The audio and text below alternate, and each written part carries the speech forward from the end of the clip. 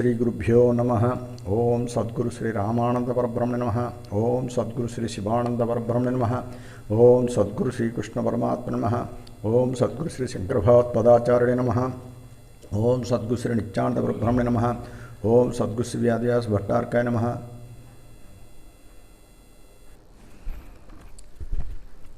Atma Namaskars to one and all who have attended the conference. You are all my Guru Swarupa. Today's topic is Kshatrajna Vibhaga Yogam. That is the 13th chapter of Srimad Bhagavad Gita. That is yoga of division between the Kshatram and Kshatrajna. That is, Kshatram means field, Kshatrajna means the knower of the field. This is the most important chapter, scientifically described about Paramatma. The entire Bhagavad Gita, this is the most important chapter, scientifically described about Paramatma. You please hear carefully, step by step. If you understand this chapter, you may be having clarified all your doubts. Most of your doubts will be clarified with this chapter. Regarding this, there is one first slokam. It says, Prakritam Purusham Chaiva Kshatram Kshatrajnameva Cha Etad Veditam Ichchami Jnanam Jayancha Kesava. Arjuna asks Sri Krishna Paramatma about he is asking 6 points. This slokam is may not be seen in some Bhagavad Gitas because this is the 701th slokam. First 701. If you remove this, the entire Bhagavad Gita will be having 700 slokas. If you include this slokam, this will come under 701 slokas. So if it is not there, there may not be any deprivation of the meaning. But in this chapter, Arjuna asks Sri Krishna Paramatma about 6 points. Prakritam Purusham Chaiva. That means the Prakriti, nature, and the Purusha. Purusha means the person who dwells in the Puram. Puram means the body. The person who dwells in the Puram is called Purusha. And Kshatram Kshatrajnameva Cha. What is meant by Kshatram and Kshatrajna? That will be described in due course. Etad Veditam Ichchami. I want to know about Jnanam Jayancha Kesava. I want to know about the Jnanam and the Jnayam means the final goal. What that is to be known. What is to be known is Jnayam, and Jnanam is that is the effort, that is the process. So all these 6 points are questioned by Arjuna. Prakritam Purusham Chaiva Kshatram Kshatrajnameva Cha Etad Veditam Ichchami Jnanam Jnayancha Kesava. That way Arjuna asked. Now Sri Bhagavanuvacha, Sri Krishna Paramatma replies to him, Idam Sariram Kaunteya Kshatramicha Abhidhyate Etad Yo Veti Tamprahu Kshatrajna Iti Tadvidaha. This body itself is called Kshatram. Idam Sariram Kaunteya Kshatramicha Abhidhyate Etad Yo Veti Tamprahu Kshatrajna Iti Tadvidaha.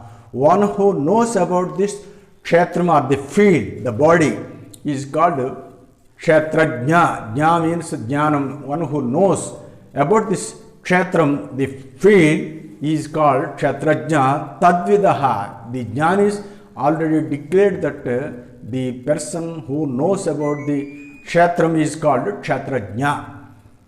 Kshatrajna. Regarding this description of all these points, now Paramatma is going to tell. In the Bhagavad Gita, the first slokam of Bhagavad Gita in the first chapter, Dharmakshetre Kurukshetre Samaveta Yutsavaha Mamaka Pandavaschaiva Kimakuruvata Sanjay. In that slokam, initially it seems to be, it is Dhritarashtra asking Sanjaya about the battle, what is happening. Now, if you come to this 13th chapter, the meaning of this kshatram is nothing but this body only. So, the battle that is going to happen in the body itself is asking about the battle. So, this is the correct reference of the first slokam. Dam sariram kaunte kshatramichabhite etad yo vetitam prahu kshatrajna iti tadvidaha. Kshatrajnam chapamam vidhi sarva kshetreshu bharata kshetra kshetrayorjnanam yat tadjnanam matam mama. Now, Paramatma is explaining about the kshatrajna. Kshatrajna means kshatrajnam chapamam vidhi sarva kshetreshu bharata. In the first slokam, one who knows about the kshetra means one who knows about the field or the body. He is called kshatrajna. Suppose if anybody questions, if a doctor dissects the body and knows about the anatomy, physiology of this body, can we call him as kshatrajna? Because he is also trying to know about this body. Can we call him as kshatrajna? No. Now he is replying in a general manner, that is kshatrajnam chapima vidhi sarva kshetreshu bharata. That means all the kshatras, all the bodies, all the beings, not only human beings, all the beings including lower births and higher births and the human forms, all these bodies are called kshatras. And kshatrajnam chapimam vidhi, you please know that I am the kshatrajna dwelling in every kshetram of every living being. Kshatrajnam chapimam vidhi sarva kshetreshu bharata. In all the beings also, I am the kshatrajna. That's why even if a person tries to know a particular single body, cannot be called a kshatrajna, but a kshatrajna should know every kshetram of the entire creation. That is called kshatrajna. Kshetra kshetrajnayojnanam yat tajnanam matam mama. If you know the distinction or difference between the kshetra and the kshetrajnam, that is the real knowledge according to my opinion. It is kshetra kshetrajnayojnanam yat tat tajnanam matam mama. That is according to my opinion. If you know really about the kshetram and the kshetrajnam, this is the real knowledge according to my opinion. Takshetram yacha yadrukcha yadvikari yataschet sayat prabhavascha samasena me srunum. Now he is trying to explain takshetram, that body or this field, yacha yadrukcha yadvikari yataschet. What is it? How is it? And where, how it changes, how it goes on changing, where from is coming, and how and where is there, it is being born. It is born like that. So the qualities of the kshetram he is going to explain. What is the kshetram? What is that? How it is formed, and from where it is born, and how it changes, and about the kshatrajna also. What is its power of the kshatrajna? In this describing all these things, I am going to tell you in brief. This is only a brief. So, I want to explain about this kshatram and the kshatrajna in brief. I am going to explain you. Rushivit bahuda getam chandobhir vidhai pradakka brahmasutra padascheva hetumarbhir vinischitayehi. Now, Paramatma started telling that Rushivit bahuda getam. That means so many rishis, including Vasishtha Maharshi and other ancient rishis, they have already established about the description of this kshatram and kshatrajna. And bahuda getam, that Chandobhi Vividhai Pradak, in the even in Vedas also, they were told in the hymns, that means some mantras and all these things, they were also told about this kshatra and kshatrajna. Brahmasutra padaschaiva. Hetu Bhin Vinischatayehe, even in the Brahma Sutras also, it has been described, and it is after so many arguments, after so many discussions in the Brahma Sutras also, it has come to a decision that what is meant by Kshetra and Kshatrajna. Now, according to all these described by the great rishis and Vedas and even in the Brahma Sutras also it is told like this: Mahabhutanya hankaro buddhir avyakta yevacha indriyani dasakanchaiva panchachendriya gocharaha ichha dukham sukham ichha dvesha sukham dukham sangakshetanaduti etakshetram savikara udahrutam. In these two these things in this slokam is the Paramatma is telling about the kshetram, that is the field, about the body and the mind, and what this is the basement for the entire creation.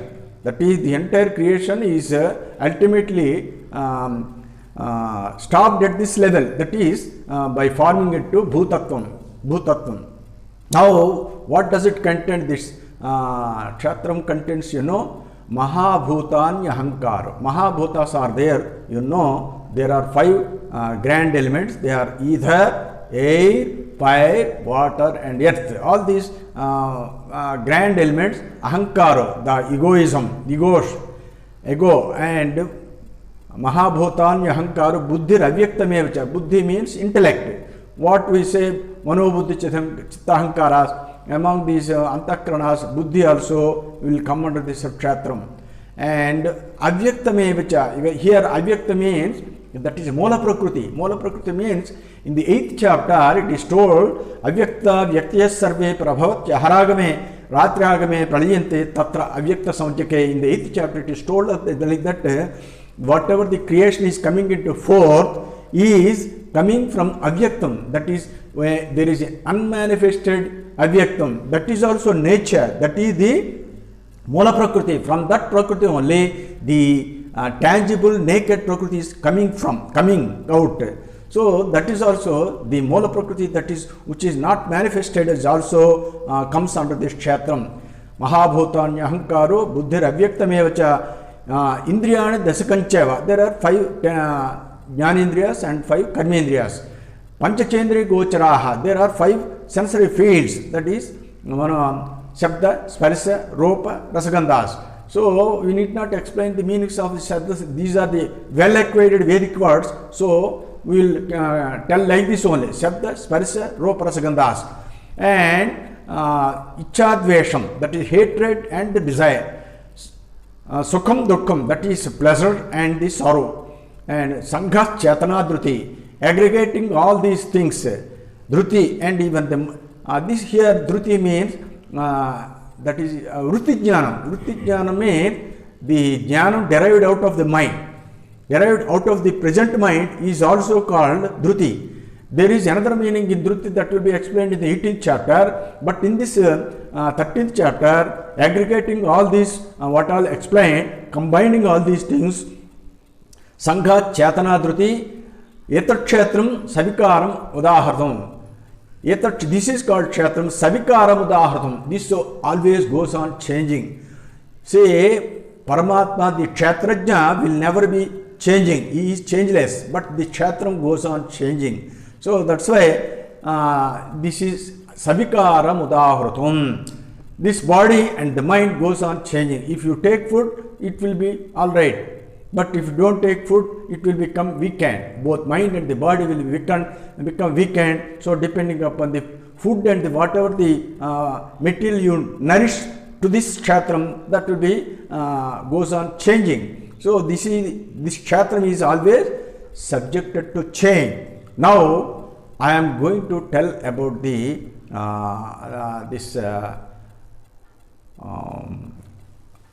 jnanam. Jnanam means, now kshetram, kshetrajna I have explained. Now I am going to explain about the jnanam, not jnanam, the qualities of a jnani.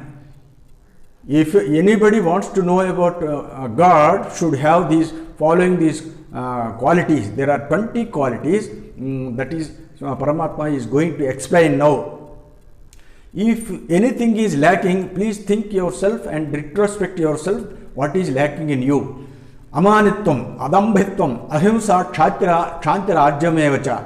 Amanitvam means by not glorying yourself, that is away from the self-boasting. Amanitvam, that means You should be away from this self-boasting. Adambhitvam, that means you should never pretend. Try to be straightforward, never pretend. Amanitvam, adambhitvam, ahimsa, that means doing non-violence. And Kshantirajyamevacha, Kshantir means forbearance, that is patience. And Kshantirajyamevacha, Arjya means the straightforwardness and uprightness. Uprightness, this is also called Arjyam, Rujutvam.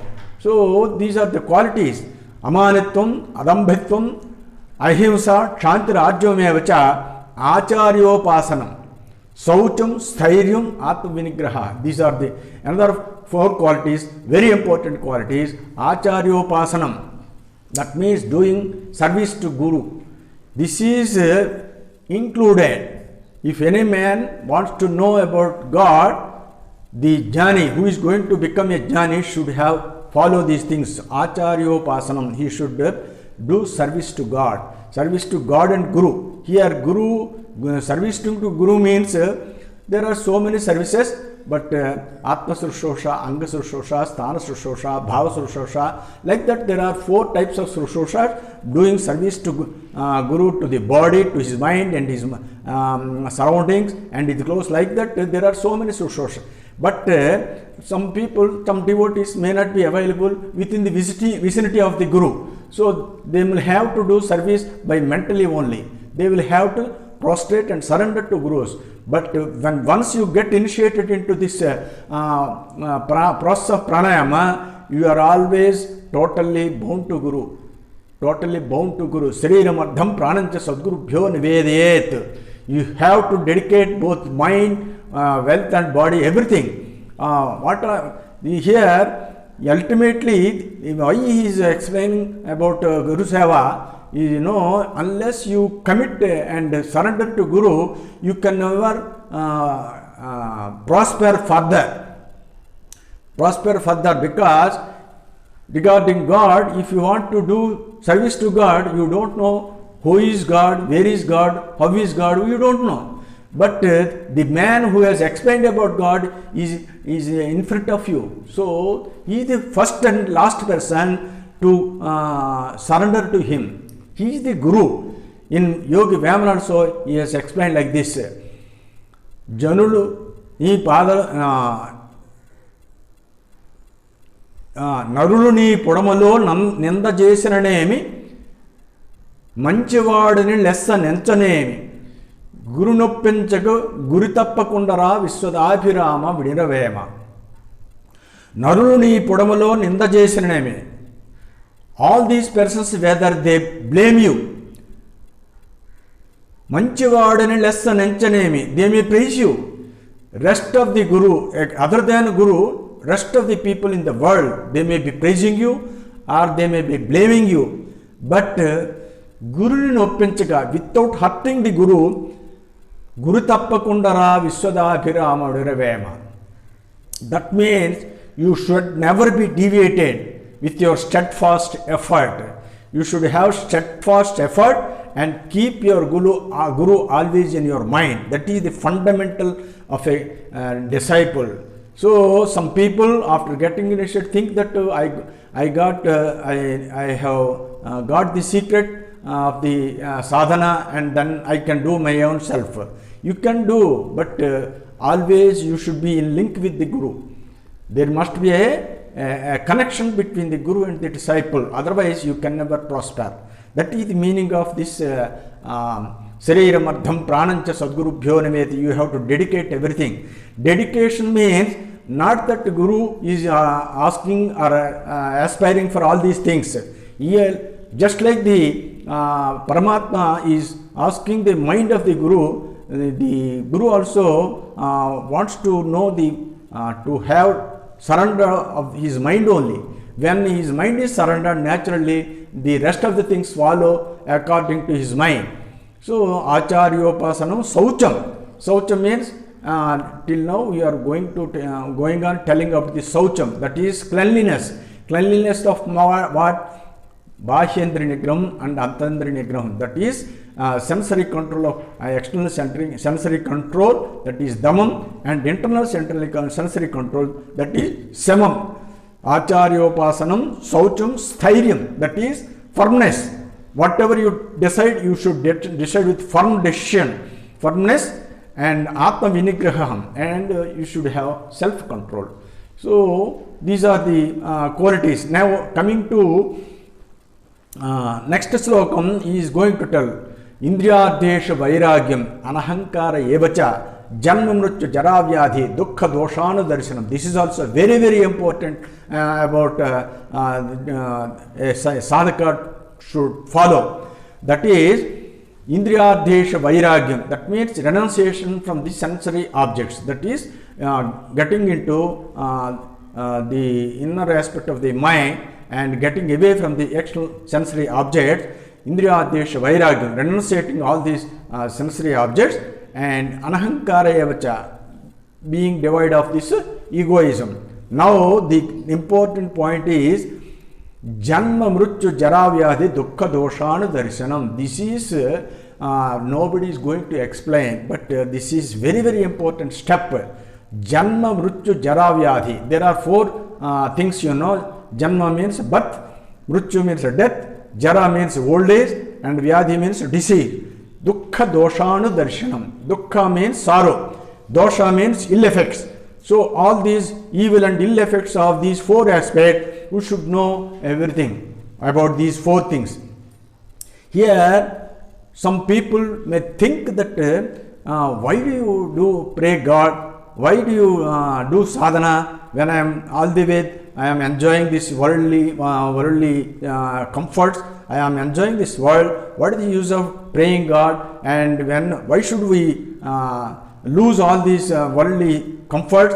What is that we are going to see in the after getting salvation or moksham? Like that, some people may be questioning. Some material people, or some people without having sufficient knowledge, they will be questioning, why should you, is there any speciality? Is it an extracurricular activity?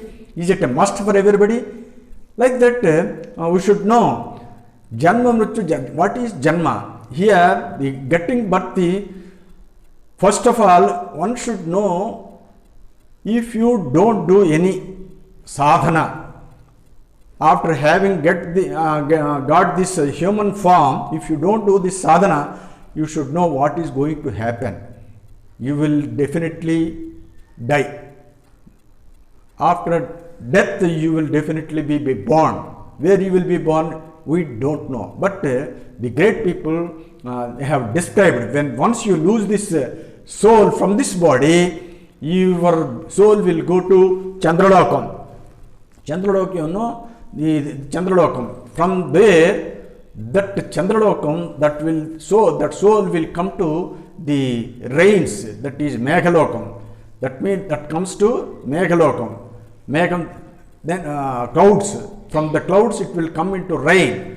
That soul will come into rain. Then through rain, that will be entering into the earth, Vashadis, and the food grains. So in the form of Viryam, that soul from the Chandralokam and clouds and the rains, through the rain, it will enter into the food grain, and after entering into the food grain, we don't know that the grain will enter into the human mouth. That is the thing.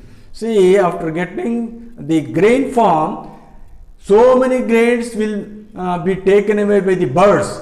So many grains will be taken away by the animals. So many grains will be fallen onto the ground. So many grains will be thrown into the earth. So many grains will be washed away by the rains. So many grains will be, even after getting even the grain form also, there is no guarantee that that grain, food grain, will enter into the mouth of a human being. After having here this grain, after entering into the mouth, which man's mouth, there are so many things. That means male is there, female is there, and male as in the form of child or youth or old age, also there is a male. The male form has got youth, adult, and old age also. Here the grain will enter into the spermatozoa of the male. That is the main credit of the male. That is the main credit of the male. The spermatozoa through the grain, when he is taking, it will enter into the spermatozoa. That is the difference between the male and the female. Of course, females have got great qualities. That is lastly mentioned in the 10th chapter. Kirti, Sri, Vakcha, Narina, Smritir, Medha, Dutikshama. There are 7 special qualities in the females. But there is another special quality in the male, that is the credit of having becoming a vehicle for the passage of this soul. The soul will be carried through the semen, that is the spermatozoa of the male. Even if it enters into the spermatozoa of the male, that sperm should go to unite with the female, who is having childbearing age. Childbearing age must be there. The woman should be having childbearing age, that is between 15 and 45 years of age. That means between the 15 and 45 years of age of a female, there will be menstruations. So when the female is having periods, then only she is eligible for getting children. So at that age, female, and that female having a husband, carrying this grain, food grain. So even if he is old, it is of no use, because he cannot give birth. Even if he is a child, it is of no use, because he is not matured. So only the youth, the male youth, between whatever age we hear, male can give birth to at any age after getting youth age. But even after 90, even 100 also he can give birth. But his wife should be within the childbearing age, that is between 15 and 45 years. So this is the very crucial point, crucial juncture. So after having entered into the grain, food grain, there is a very rare chance of getting into the mouth of this male who is in youth form, and after getting into the into this spermatozoa, there will be so many lakhs or crores of spermatozoa will be there in the so many fruit grains. So they will be entering into the spermatozoa, and from that spermatozoa, that means in the semen, they will come join with the ovum of the female, then it will form a zygote. But before entering into the this ovum, so many lakhs of spermatozoa will be competing. Only one will succeed. So rest of the spermatozoa, they will flow away. They will be thrown away. So see the rare chances of getting into human form.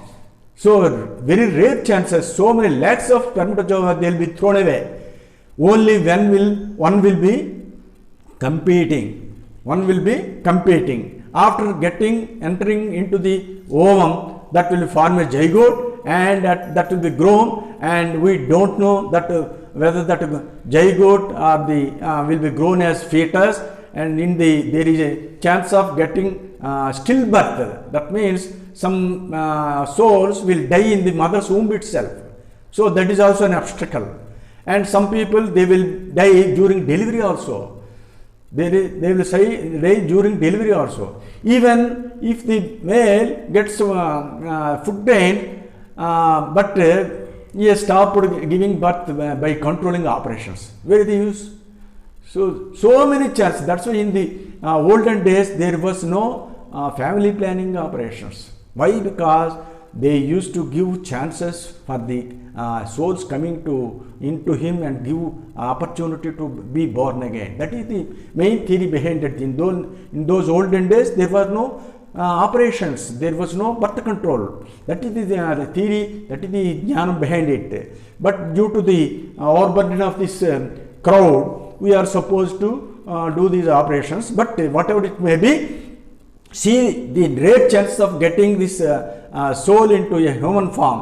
When it enters into the female's womb, there is every chance of getting stillbirth. Even while delivery also, there is a chance of dying also during difficulty delivery. Even after getting, after having born also, within 21 days, that is as a neonatal, there is every chance of more number of deaths. So within 21 days, the baby will be dying, because if you don't take care, there is every chance of more deaths in the neonatal period. Even in the after neonatal period also, even up to 1 year also, there are every number of chance of deaths. Afterwards, after having grown up to this age, after getting this human form, whether male or female, when you don't know, when you don't try to know God, after having known this method, this yogam or any sadhana, after having known that, if you neglect this, where the chance of, if you lose this body, where the chance of getting again human form. That's why if you leave this body, you will get, you cannot count the number of births. There will be crores of births will be there in every shastram, in every book it is told like that. Why? This is like this only. This is like this only. So see, when you got this human form, means you have completed so many lakhs of other souls also, after having entered through your father's semen, and after conjoining with the womb of your mother, and you have come to this state. And after having come to this state, and that's why in Shastram it says Durlabho Manusho Deho. The human form is very rare. So after getting this human form, if you neglect, means what is the chance of again getting this human form. That's why be careful. Janma Mrityu Jara Vyadhi, that is the meaning behind this. You have to know how you are being born. Jara, Mrityu, you know, Mrityu means simply some people, if you know about all these things, nobody will try to commit suicide.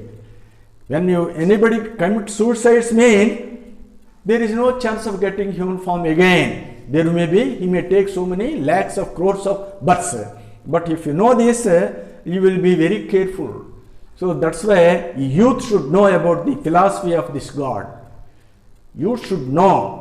They will never, if they increase this mental energy, they will never commit suicide. And like that, even if after getting this yogam also, if you